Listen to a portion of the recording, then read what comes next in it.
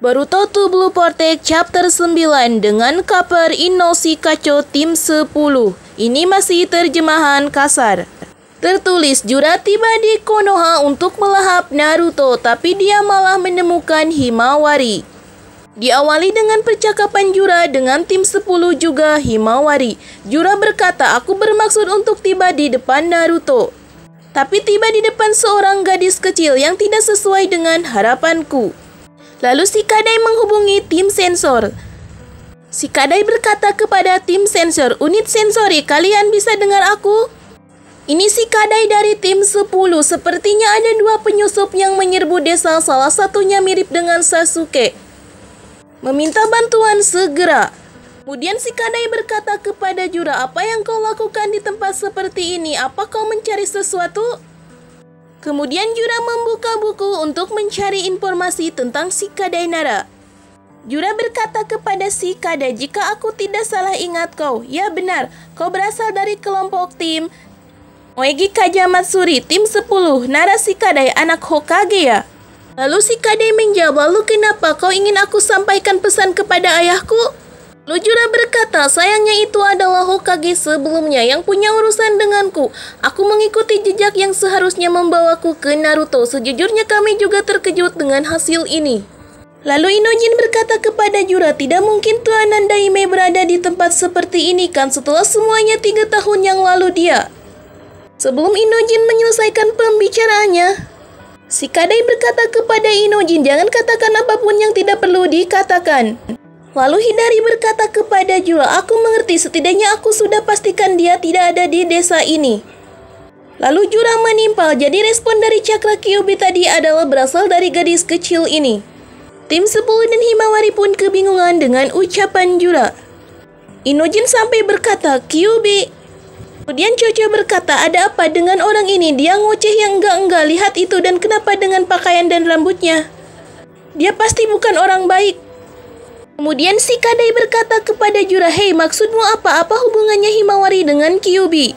Kemudian Jura berkata kepada si Kadai, entahlah, aku bahkan tidak tahu sebenarnya dunia ini terus saja memberiku lebih banyak hal untuk dipertanyakan. Lalu Jura berkata, tapi itu tidak masalah bagiku. Dengan tiba-tiba Jura menyerang Himawari dengan teknik Mokuton. Serangan dadakan itu membuat Himawari dan tim 10 sangat kaget. Himawari pun terkurung dalam teknik Mokuton milik Jura. Inojin yang melihat Himawari terjebak dalam teknik Mokuton berkata, Himawari-chan. Lalu si Kadai mengeluarkan Jutsu Kageshibari no Jutsu untuk merenggangkan pohon yang melahap Himawari. Pohon yang melahap Himawari pun mulai merenggang karena teknik Kageshibari no Jutsu milik si Kadai. Si Kadai pun mulai membantu dengan mengeluarkan bunglon yang besar dengan teknik Chogo Giga. Bunglon itu pun mengeluarkan Himawari dengan lidahnya yang memanjang. Himawari pun dapat diselamatkan. Kemudian Chocho menangkap Himawari dengan tangannya. Chocho pun berkata kepada Himawari, Hima. Inojin beralih ke arah Himawari dan berkata, Himawari-chan.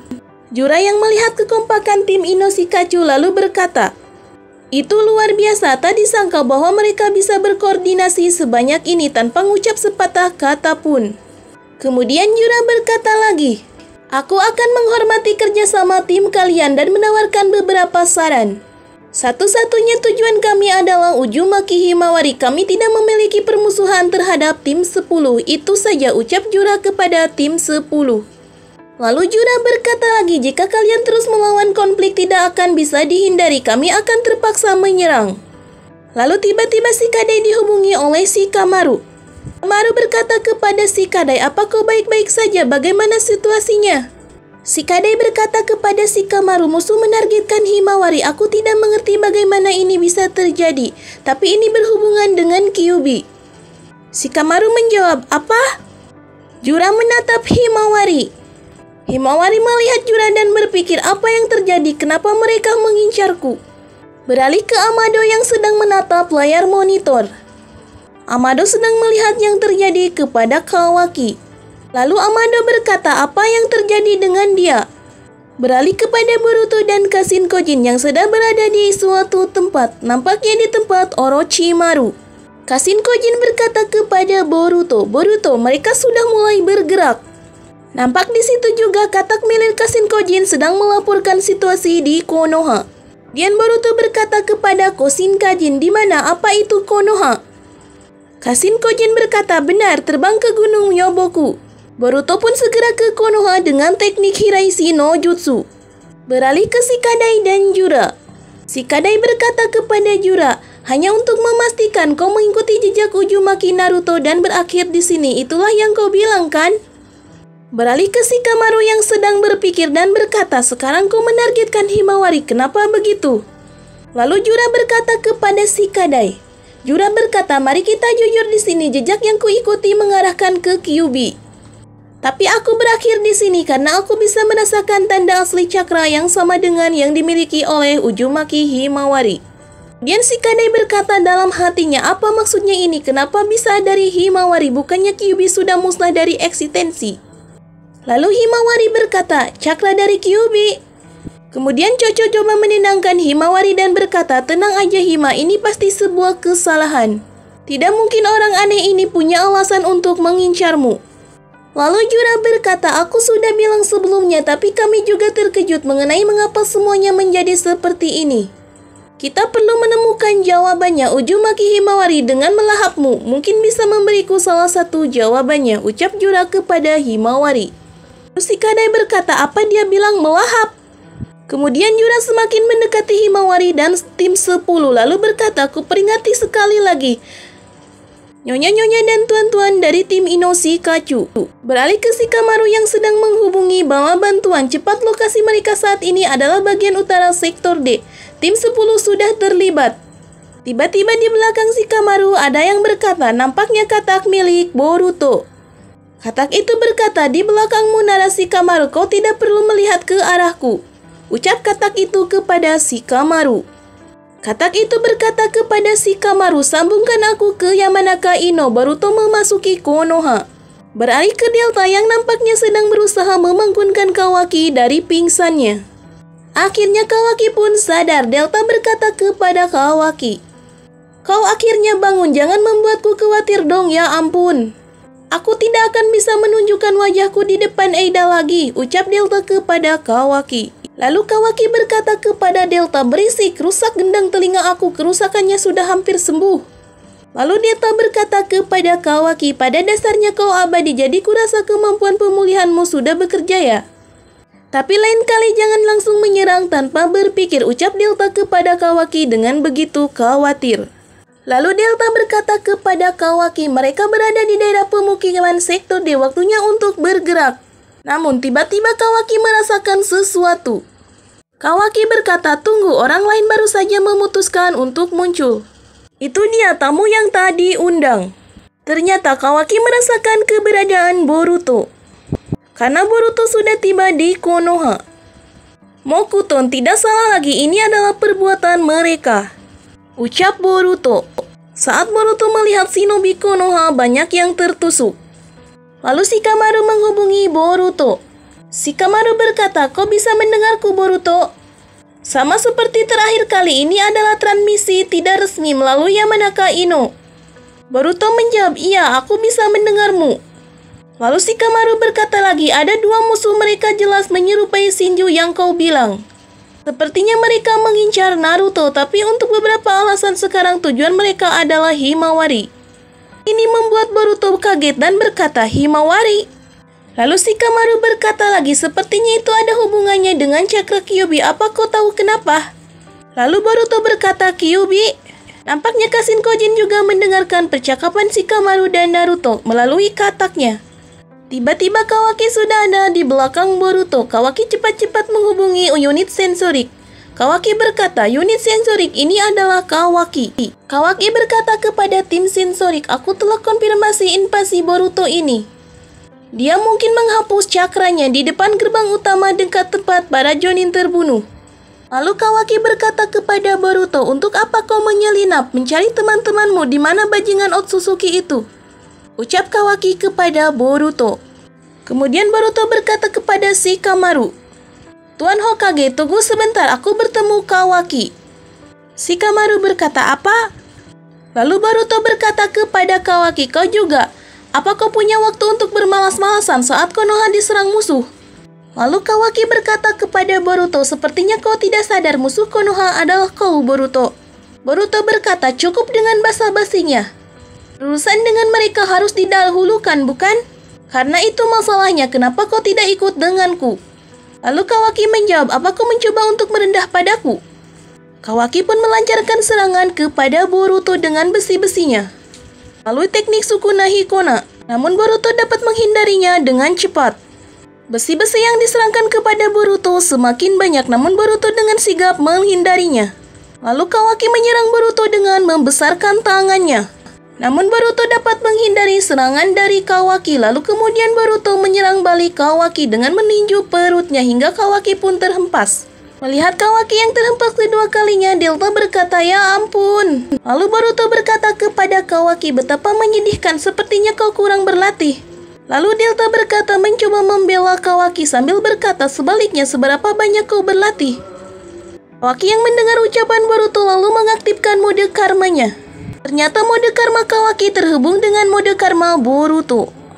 Melihat karma Boruto aktif, katak yang berada dalam jubah Boruto berkata, ini buruk, mereka beresonansi.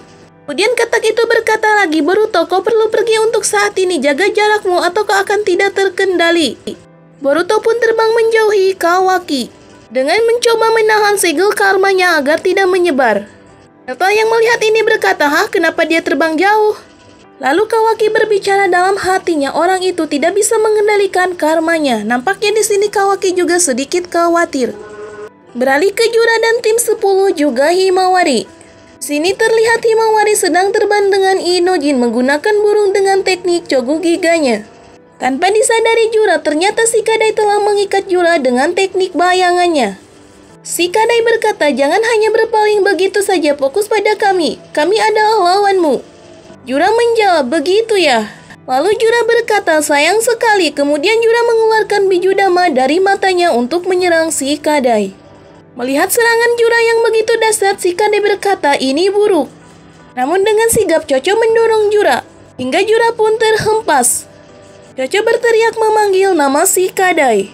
Akhirnya Bijudama itu melesat tidak mengenai Shikadai. Meskipun Bijudama itu kecil, namun ledakannya begitu besar dan dahsyat. Beralih ke Sarada Sumire yang sedang beralih ke arah keributan itu. Sumire berkata, di sana, ayo cepat. Sarada berkata, Himawari-chan, semuanya. Tolong jaga diri kalian. Nampak Inojin dan Himawari sedang terbang. Shikadai dari bawah berteriak kepada Inojin, Inojin, aku dan Chocho butuh tumpangan. Kemudian Inojin berkata kepada Himawari, Hima-chan, pegang erat-erat. Burung Inojin pun cepat menolong Chocho dan Shikadai. Tim 10 dan Himawari-chan menjauhi Jura dan terbang melesat jauh pergi. Beralih kepada Hidari dan Jura. Hidari berkata kepada Jura, apa tidak apa-apa, membiarkan mereka kabur. Jura berkata, targetku adalah Uzumaki Himawari. Yang harus mereka lakukan adalah menyerahkannya dan aku akan berhenti meskipun mereka mengerti soal itu. Mereka tampaknya siap untuk terus berjuang sampai akhir yang pahit dengan nyawa mereka, ucap Jura kepada Hidari. Lalu Hidari berkata kepada Jura, betapa bodohnya, sepertinya mereka tidak memiliki kecerdasan. Jura menjawab, bukan itu masalahnya, sesuatu membuat mereka cukup marah untuk melawan naluri bertahan hidup mereka. Dan apapun itu harus menjadi informasi penting bagi kita. Beralih ke tim 10 dan Himawari, Chocho berkata, nyari saja. Kita bisa saja musnah jika terkena serangan itu. Lalu Shikadai berkata, tapi untuk saat ini selama kita tetap dekat dengan Himawari, dia tidak akan melepaskan serangan kuat lain seperti itu. Mari kita tetap berkelompok dan mencoba untuk mencari tahu langkah selanjutnya. Lalu Chocho berkata, gimana pun juga bukannya lebih baik meninggalkan desa. Kemudian Shikadai menjawab, kau benar, pada titik ini kita yang memancing mereka. Kemudian Himawari berkata kepada Inojin, Inojin, turunkan aku di tempat yang acak, aku akan kabur sendiri, ucap Himawari. Inojin nampaknya kaget dengan ucapan Himawari. Inojin berkata, tunggu, apa maksudmu? Tidak mungkin aku akan melakukan itu. Shikadai pun menimpal, kau tidak dapat beralih lebih cepat dari dia sendiri, bukankah begitu? Lalu Himawari berkata, bahkan dengan semua orang, kita bukan tandingan orang itu. Lalu Himawari berkata kalau begini semua orang akan. Sebelum menyelesaikan ucapannya, tiba-tiba Himawari berada dalam wadah biju. Himawari pun kaget dan berkata, "Hah?" Inojin yang melihat Himawari tertegun berkata, "Hei, Hima!" Hima berkata, "Di mana ini?" Kemudian di belakang Himawari ada yang berkata, "Ya ampun, tidak kusangka bahwa Jubi yang akan menjadi salah satu yang akhirnya mengendusku," ucap Kurama Mini. Ternyata Himawari berada dalam wadah biju Kurama. Kemudian Himawari membalikkan badannya. Himawari melihat Kurama kecil. Kemudian Kurama berkata kepada Himawari, "Gadis kecil, apa kau tahu siapa aku ini?" Lalu Himawari berkata kepada Kurama, "Kau Kyuubi kan?" Chapter 9 bersambung sampai di sini. Di laman terakhir tertulis Kyuubi kecil yang bisa bicara. Mengapa kekuatan besar ini berada di dalam diri Himawari?